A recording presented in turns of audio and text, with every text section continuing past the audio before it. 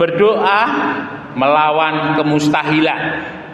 Lukas 1 ayat yang ke-31, dipersilakan Ibu Elsia untuk membantu membacakan ayat-ayat yang kita baca pagi hari ini. Berdoa melawan kemustahilan. Lukas 1 ayat 31.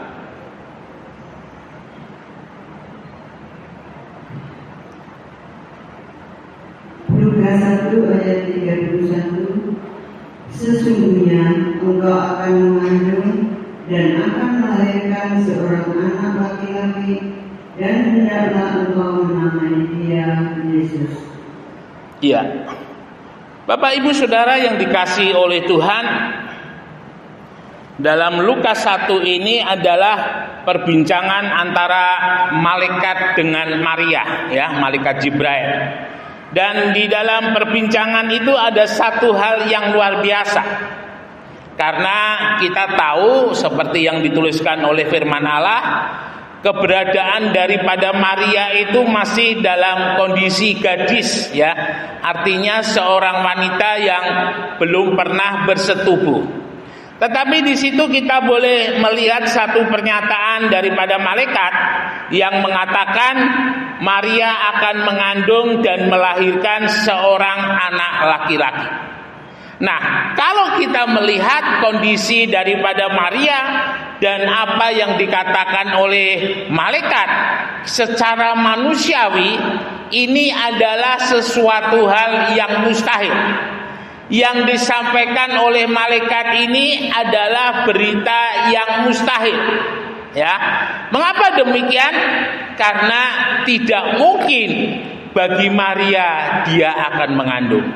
Saudara yang dikasihi oleh Tuhan, tetapi kita boleh melihat bahwa pada kenyataannya Maria mengandung oleh karena kuasa Tuhan, oleh karena Roh Allah yang mendiami di dalam kehidupan Maria.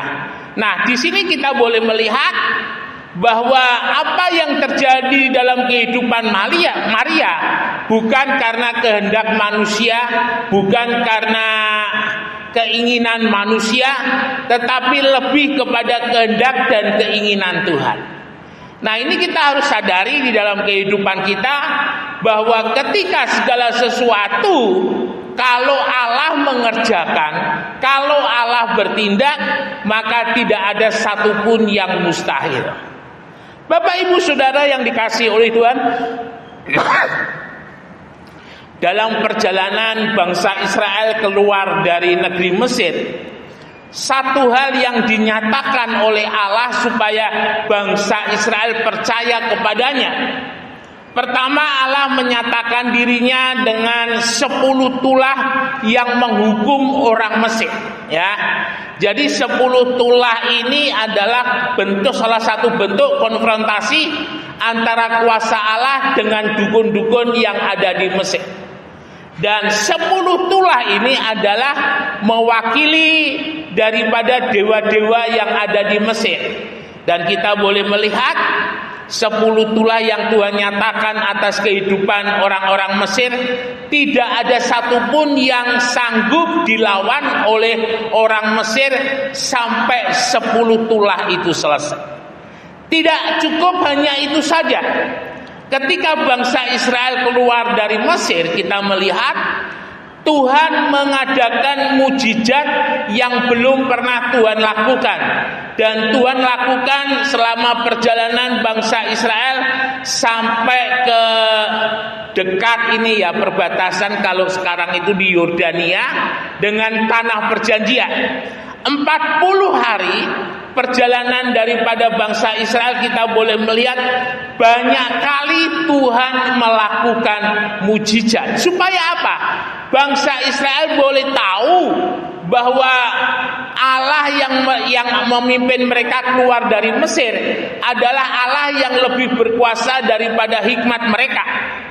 Dalam satu penelitian, bangsa Israel ini memang bangsa yang unik. Dia menjadi salah satu bangsa yang mempunyai EQ, ya, atau intellectual agency. Itu adalah bangsa Israel. Dan kita tahu ada banyak penemuan-penemuan yang luar biasa yang dilakukan oleh orang-orang Israel. Nah, Bapak Ibu Saudara, sejak awal mula bangsa Israel ada, bangsa Israel menjadi satu bangsa. Jadi bangsa Israel menjadi satu bangsa ketika dibawa oleh Yakub dari Kanaan kurang lebih 60 orang, dan mereka mendiami Gosyen yang ada di Mesir sampai mereka keluar dari Mesir setelah 450 tahun mereka berada di Mesir. Ada kurang lebih hampir 2 juta orang. Dan ini adalah cukup untuk disebut sebagai suatu bangsa. Bapak Ibu Saudara yang dikasihi oleh Tuhan, untuk meletakkan dasar bahwa Allah yang membawa bangsa Israel keluar dari Mesir, Allah tidak serta-merta hanya membawa bangsa Israel keluar dari Mesir, tetapi sepanjang perjalanan bangsa Israel, Allah menunjukkan bagaimana Dia adalah Allah yang hidup, Allah yang berkuasa dan mempunyai kuasa untuk memberkati atas kehidupan bangsa Israel. Nah, yang pertama yang kita lihat di sana adalah bagaimana Allah membuat Laut Tebrok. Mungkin saudara bertanya, kenapa kok harus melewati Laut Tebrok? Kalau Allah tidak membawa bangsa Israel melewati Laut Tebrok, artinya bangsa Israel tidak melihat bagaimana kuasa Allah itu membelah Laut Tebrok. Bapak Ibu Saudara yang dikasihi oleh Tuhan, dan Laut Tebrok itu menjadi satu bukti yang luar biasa. Dan sampai hari ini kereta kuda tentara Mesir yang mengejar daripada orang-orang Israel itu masih ada di sana. Dan penelitian dengan sangat-sangat meyakinkan, mereka melihat penemuannya itu jumlahnya itu tidak hanya 5 atau 10 kereta, tetapi ada banyak kereta. Artinya itu sepasukan yang dibawa oleh Firaun untuk mengejar orang-orang Israel. Nah, Bapak Ibu Saudara, selanjutnya ketika bangsa Israel ada di padang gurun selama lebih kurang 40 hari ditambah 40 tahun, bangsa Israel dipelihara oleh Tuhan dengan ajaib. Ya, kita tidak pernah mempunyai tamu 2 juta. Ya, bisa kita bayangkan kalau kita mempunyai tamu 2 juta itu kalau diberi makan, maaf, di sini ada Pak Hartono, mungkin telur dari ayamnya itu mungkin diproduksi itu mungkin ayamnya sampai blokek-blokek ya kira-kira. Tetapi Tuhan sediakan makan itu dengan memberikan burung puyuh yang entah tidak tahu datangnya dari mana, tetapi semuanya Tuhan bawa kepada bangsa Israel. Yang luar biasa itu adalah mana, ya. Sampai hari ini belum ada literatur yang boleh meneliti atau melihat atau mungkin menemukan sisa-sisa daripada mana. Karena sisa-sisa daripada mana setelah ditaruh di guci yang ditempatkan di dalam tabut setelah ulang kali bangsa Israel mengalami peperangan itu hilang entah kemana, ya. Nah, Bapak Ibu Saudara, dan salah satu halnya yang menarik di sana adalah bangsa Israel dipelihara oleh Tuhan melalui mana. Firman Tuhan menuliskan biji mana itu hanya sebesar ketumbar, ya. Jadi artinya kecil. Tetapi bangsa Israel dipelihara oleh Tuhan melalui mana, dan kita lihat dari makan mana yang Tuhan berikan, bangsa Israel tidak pernah disebutkan ada yang flu, ada yang sakit dan sebagainya. Mereka berjalan di pada gurun yang begitu panas, mereka tetap sehat. Selain daripada tiang awan, tiang api yang mengitari mereka, tetapi salah satunya juga karena gizi daripada mana itu memberkati di dalam kehidupan bangsa Israel. Nah, Bapak Ibu Saudara, tidak hanya mana yang mereka sampai hari ini tidak tahu di mana pembuatannya dan bagaimana caranya, tetapi Tuhan juga pelihara dengan burung puyuh. Tuhan pelihara dengan banyak mujizat yang lain, mengubah air yang pahit menjadi tawar, membuat gunung mengeluarkan air, dan itu semuanya Tuhan nyatakan supaya bangsa Israel melihat bahwa yang membawa mereka keluar dari Mesir itu adalah Allah yang hidup. Saudara yang dikasihi oleh Tuhan, untuk meyakinkan seseorang yang belum percaya menjadi percaya itu bukan hal yang mudah, ya. Meyakinkan seseorang yang belum mengenal menjadi mengenal itu tidaklah mudah. Dan salah satu hal yang dilakukan oleh Tuhan adalah mengadakan mukjizat untuk memberitahu bangsa Israel bahwa Dia adalah Allah pencipta, ya. Bagaimana hal-hal yang mustahil, hal-hal yang tidak mungkin itu semuanya dilakukan oleh Tuhan. Saudara yang dikasihi oleh Tuhan, tadi tema kita sudah saya katakan bagaimana berdoa. Berdoa itu adalah berkomunikasi antara umat manusia dengan Allah. Dan doa itu sejak dari mula-mula Tuhan ajarkan di dalam kehidupan daripada manusia. Ketika mereka membutuhkan Allah, mereka memanggil Allah. Dan ketika mereka memanggil Allah, mereka disebut dengan berdoa. Ya, kita melihat apa yang diteladankan oleh Bapak Abraham. Ketika Bapak Abraham berdoa seperti sebuah dialog, ya. Ketika Tuhan hendak menghancurkan kota Sodom dan Gomora, sempat terjadi sebuah dialog, dan itu satu doa yang luar biasa. Bagaimana Abraham menawar apa yang Tuhan akan lakukan. Dari 100 orang ditawar menjadi 50 orang, menjadi 40 orang, 30 orang, dan sampai batas yang paling bawah. Nah, ini semua mengajarkan di dalam kehidupan kita bahwa sebagai orang percaya, berdoa itu adalah sebuah tempat yang paling penting di dalam kehidupan kita. Kita mau melihat lebih dahulu dalam Yakobus 5 ayat yang ke-16. Silakan Bu Else untuk dibacakan Yakobus 5 ayat yang ke-16.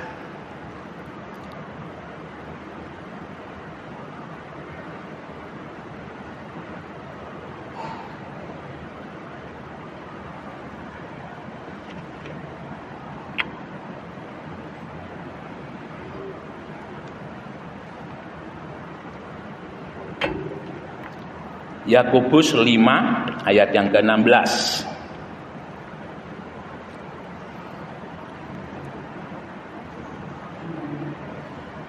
Yakobus 5 ayat 16. Karena itu hendaklah kamu saling mengaku dosamu dan saling mendoakan supaya kamu sembuh. Doa orang yang benar bila dengan yakin didoakan sangat besar kuasanya. Ya, doa orang benar bila dengan yakin didoakan sangat besar kuasanya.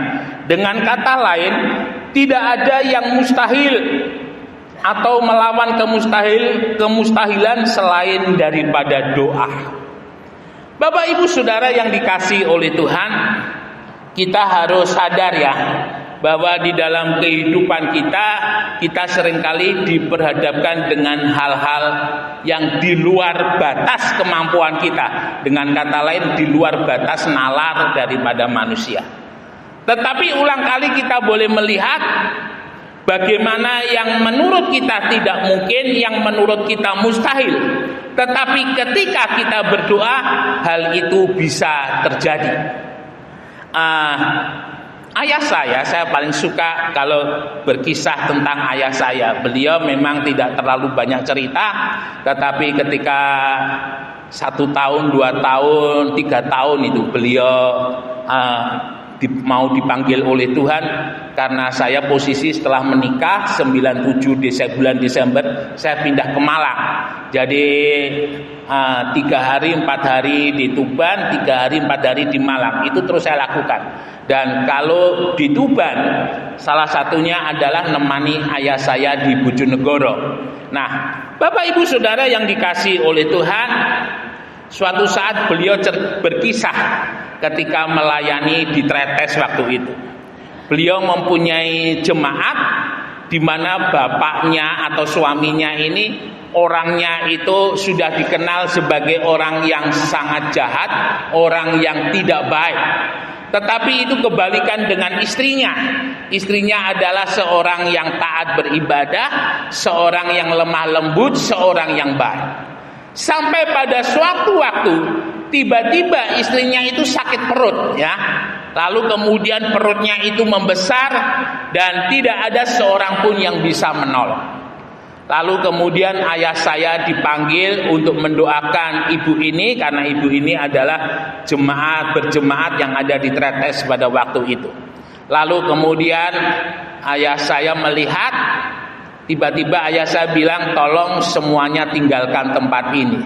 Jadi ayah saya hanya ditemani oleh pelayan Tuhan yang menyertai beliau dan suami daripada ibu ini. Lalu kemudian ayah saya tidak banyak bicara, hanya berdoa sebentar, lalu beliau katakan, tolong dilihat, ya, tolong dilihat, karena ayah saya laki-laki, ya, pasien ibunya yang sakit ini perempuan. Ayah saya bilang, tolong dilihat bagian kemaluannya. Bapak Ibu Saudara, ketika dilihat itu ada ini, ya, gumpalan rambut begitu. Lalu kemudian ketika diambil, dibawa di hadapan ayah saya, kemudian dibuka. Nah, ketika gumpalan rambut itu dibuka, ada paku dudur, ya, paku dudur yang besar yang sudah karatan itu diadu begini, lalu kemudian dibuntel dengan kertas, maaf, bertuliskan pakai bahasa Arab, ya, dan itu keluar dari kemaluan ibu ini. Dan setelah didoakan, yang menjadi ini, ya, santet, ya, mungkin kira-kira ini barang yang disantetkan itu paku dudur. Lalu dibawa ke ayah saya, didoakan, lalu kemudian oleh ayah saya dibakar, lalu ibu itu sehat. Nah, di sini kita boleh melihat sesuatu hal yang mustahil digerakkan, dijalankan dengan kuasa lain, kuasa kegelapan, sehingga memasuki di dalam tubuh daripada ibu ini, dikeluarkan oleh ayah saya dengan kuasa Tuhan. Sampai akhirnya yang mengganggu kesehatan daripada ibu ini karena ada benda asing di dalam perutnya, di dalam tubuhnya. Setelah dikeluarkan, ibu ini menjadi sembuh. Nah, kalau kita secara nalar, bagaimana paku dudur itu bisa masuk di dalam perut, itu adalah sesuatu hal yang mustahil. Dia hanya bisa dilepaskan, dia hanya bisa dibebaskan dengan kuasa Tuhan. Ya, ini adalah menunjukkan bahwa kuasa Tuhan itu lebih besar dari kuasa apapun yang ada di dalam dunia ini. Bapak Ibu Saudara yang dikasihi oleh Tuhan, dan itu Tuhan ajarkan di dalam kehidupan daripada bangsa Israel untuk percaya kepada Tuhan melalui tanda-tanda yang Tuhan perbuat dengan luar biasa, dan itu membuat, tapi sayangnya bangsa Israel tidak begitu yakin, ya, akan apa yang Tuhan kerjakan, karena ketidakpercayaannya itu mereka gagal memasuki tanah perjanjian, ya. Tinggal satu langkah, tetapi karena mereka tidak percaya, mereka selalu katakan, Musa, bawa kami kembali ke Mesir supaya kami bisa makan enak, supaya kami bisa menikmati hal-hal yang ada di sana. Dan semuanya itu mereka lakukan. Mengapa mereka lakukan? Karena ketidakpercayaan mereka. Artinya apa di sini? Firman Tuhan mau mengajar di dalam kehidupan kita. Ketika kita berdoa, kita harus berdoa dengan keyakinan, dengan iman. Karena kalau kita berdoa tanpa adanya keyakinan, tanpa adanya iman, maka doa kita itu tidak mempunyai kuasa. Bapak Ibu Saudara, kalau orang percaya dia berdoa tidak mempunyai kuasa, maaf, diguyu saudara sama setan, diguyu sama kuasa kegelapan. Mungkin mereka mengatakan, katanya kamu punya Tuhan, katanya kamu punya kuasa, katanya kamu anak Allah, katanya. Nah, ini adalah satu hal yang kalau boleh saya katakan tidak boleh terjadi dalam kehidupan orang percaya. Gereja awal atau gereja Kisah Para Rasul adalah gereja yang dipenuhi dengan mujizat. Gereja di tempat ini awal mula berdiri ketika berada di Kamagung dalam kondisi, kalau boleh saya katakan ya, compang-camping ya, karena saya pernah bernostalgia berada di Kamagung melihat bekas daripada gereja GPPS yang awal, gereja GPPS yang pertama itu, kalau boleh saya katakan bangunannya besar, bangunannya kuno, sangat menyeramkan ya kira-kira. Nah, Bapak Ibu Saudara, tetapi awal-awal ketika beliau melayani sampai beliau dipanggil oleh Tuhan, selalu ada mujizat yang lahir oleh karena doa. Saudara, mujizat itu harus menjadi gaya hidupnya orang percaya. Mujizat itu harus menjadi gaya hidup anak-anak Tuhan yang hidup di akhir zaman. Karena kita tidak bisa membuktikan kepada dunia kalau kita tidak dipenuhi oleh Roh Allah. Roh Allah itu yang akan membuat kita mampu, yang membuat kita bisa, membuat kita mengubah keadaan oleh karena ada Roh Allah yang di dalam kehidupan kita. Suatu saat di daerah saya dengan sahabat saya, Pak Yusman, saya berada di daerah Cengkareng waktu itu. Ada satu proyek ini ya, Pak Yusman ini, saya kalau panggil itu brother ya, seringkali kita panggilnya itu bro gitu. Nah, itu kita mau coba menawarkan satu uli di sebuah perusahaan ekspedisi di daerah Cengkareng sana, dan ekspedisinya itu cukup luar biasa. Saya sempat omong-omong dengan pemiliknya juga yang punya pabrik Campina. Saya sempat ngomong-ngomong dan dia katakan jumlah armadanya itu kurang lebih sekitar 1.500, dan itu sebuah ekspedisi yang bagi saya cukup luar biasa. Ketika mau masuk itu protokoler keamanannya itu sangat ketat. Nah, ketika di tengah jalan, teman daripada sahabat saya ini dia telepon, "Pak, balik aja Pak, wonge wis gak gelem," dia katakan demikian.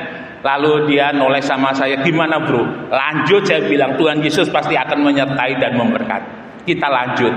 Nah, Bapak Ibu Saudara, ketika kita sudah lanjut, kita ketemu dengan bosnya sendiri dan kita ngomong-ngomong, dan ketika waktu itu kita mau minum ya, disuguhi minum gitu, saya katakan mari kita doa dulu. Teman saya agak kaget, lalu bos besarnya itu juga agak kaget. Kok biasanya nggak ada ini ya, klien yang datang mengajak doa, baru kali ini kok ajak doa. Lalu dia tanya, "Bapak pendeta?" Iya kok, saya pendeta. Lalu kemudian sempat ngobrol-ngobrol sebentar, lalu kemudian kita doa.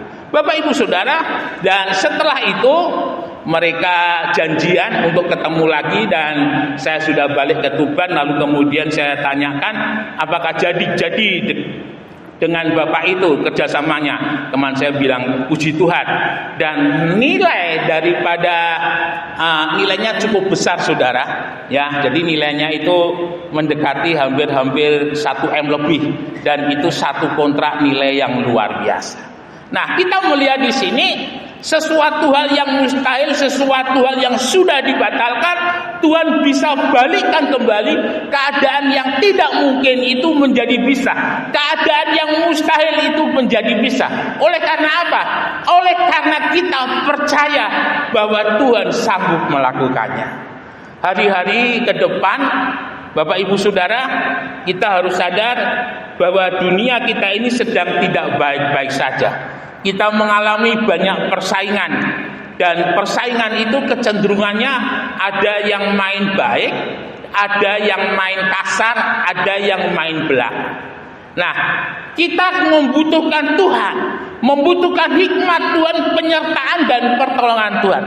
Apapun orang yang hendak menggagalkan di dalam kehidupan kita, ketika kita berjalan bersama-sama Tuhan, Tuhan bisa membuat rencana untuk menggagalkan itu justru berbalik menjadi rencana yang memberkati di dalam kehidupan kita. Ya, kita boleh pagi hari ini kita boleh sama-sama belajar bagaimana di dalam kehidupan kita dengan doa kita akan melawan setiap kemustahilan. Karena kalau kita berdoa, Tuhan yang bekerja. Kalau Tuhan yang bekerja, Tidak ada yang tidak mungkin, tidak ada yang tidak bisa. Semuanya boleh jadi, semuanya boleh bisa. Oleh karena apa? Tuhan yang menyertai di dalam kehidupan kita. Ya, mari dengan iman kita mau melangkah bersama-sama dengan Tuhan. Supaya apa?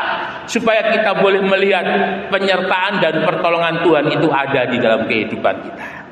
Setiap orang percaya yang berjalan bersama-sama dengan Tuhan, dia mempunyai kuasa untuk melawan kemustahilan. Dia mempunyai kuasa untuk melawan yang tidak bisa dipikir oleh manusia, di luar batas kemampuan daripada manusia, dan Tuhan akan lakukan untuk kehidupan kita. Mari Bapak Ibu Saudara, kita mau sama-sama terus bergandengan tangan, kita tingkatkan iman, percaya, pengharapan kita kepada Tuhan. Kita tingkatkan ini ya apa? Gandol Tuhan itu di dalam kehidupan kita. Dalam segala situasi dan kondisi kita mau selalu percaya bersama dengan Tuhan kita akan lakukan perkara-perkara yang besar. Immanuel, Tuhan Yesus memberkati, beri kemuliaan bagi nama Tuhan. Mari kita sama-sama bangkit berdiri, kita naikkan ucapan syukur di hadapan Tuhan.